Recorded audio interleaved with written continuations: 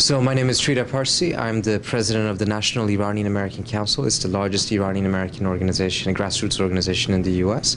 I'm also an author of two books on foreign policy, The Treacherous Alliance, The Secret Dealings of Israel, Iran, and the United States, that dealt with a different side of the Israeli-Iranian relationship that very few people knew about, as well as a single roll of the dice that came out just a few years ago that deals with Obama's policy towards Iran.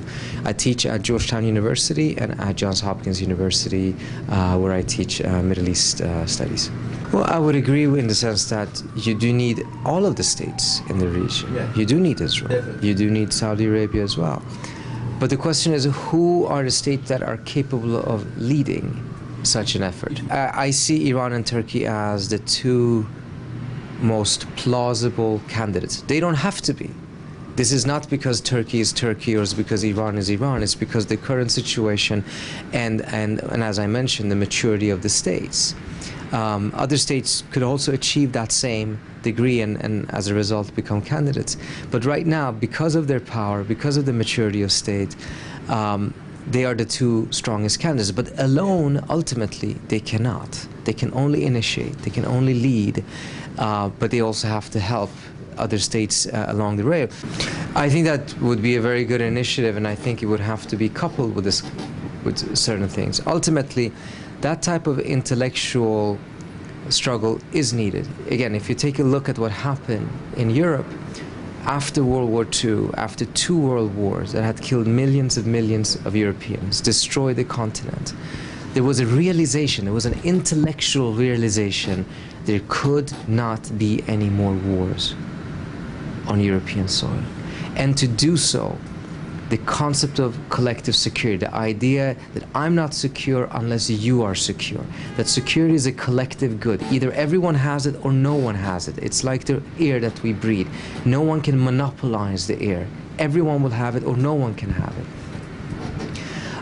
That type of intellectual realization was necessary in order to implement the plan. And what we're struggling with in the Middle East right now is that we're in a crisis and we don't have the intellectual realization yet, unfortunately, and as a result they cannot act on any plan that they don't understand. I do agree with the notion that ultimately you're not going to be able to have any security in the region unless it comes from the people from the region. Security is not something that can be dropped on the heads of people from the outside.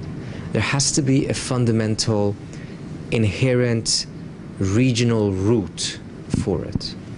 And that goes back to what we talked about earlier on, to have that level of intellectual maturity of being able to see that bigger picture and then be able to draw up a plan and act on it. I think Turkey can play a very critical role in this. It is a very powerful country. It is also a country that is secular yet Muslim. Yeah. It is a country that